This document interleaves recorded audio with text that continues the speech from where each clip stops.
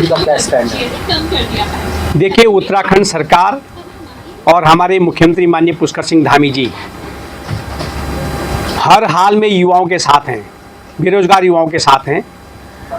बेरोजगारों के साथ किसी भी प्रकार का अन्याय न हो और पारदर्शी परीक्षा प्रदेश के अंदर हो, इसके लिए आदरणीय मुख्यमंत्री पुष्कर सिंह धामी जी के द्वारा देश का सबसे कठोरतम नकल कानून प्रदेश के अंदर लागू किया गया है और इसके तहत सैकड़ों लोगों को जो नकल में कहीं न कहीं किसी प्रकार से इन्वॉल्व होते थे, नकल कराने में या सरकारी नौकरी बेचने का काम करते थे, ऐसे लोगों को सैकड़ों लोगों को जेल में डालने का भी काम हमारी सरकार के द्वारा किया गया है।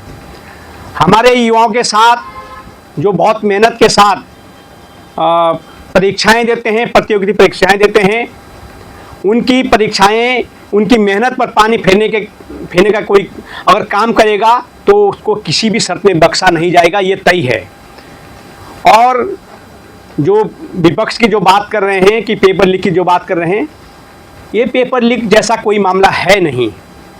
एक सेंटर से परीक्षा शुरू होने के 35 मिनट के बाद 3 पेज जो क्वेश्चन के हैं वो बाहर आए, उसकी जांच हो रही है और जिसके द्वारा जिस केंद्र से उसको बाहर भेजा गया है उसके खिलाफ भी सख्त से सख्त कार्रवाई होगी।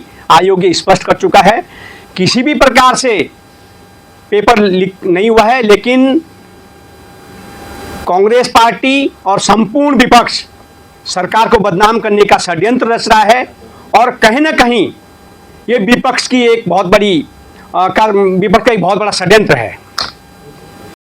उत्तराखंड भाजपा के क्या कहूं, इनके एक मीडिया प्रभारी के गजब के तर्क सुने भाई। उनका कहना है कि पेपर लीक नहीं हुआ, 3 पन्ने बाहर आए, जांच हो रही है, सेंटर पे कार्रवाई होगी, मगर ये पेपर लीक नहीं है। अरे पेपर लीक और क्या होता है?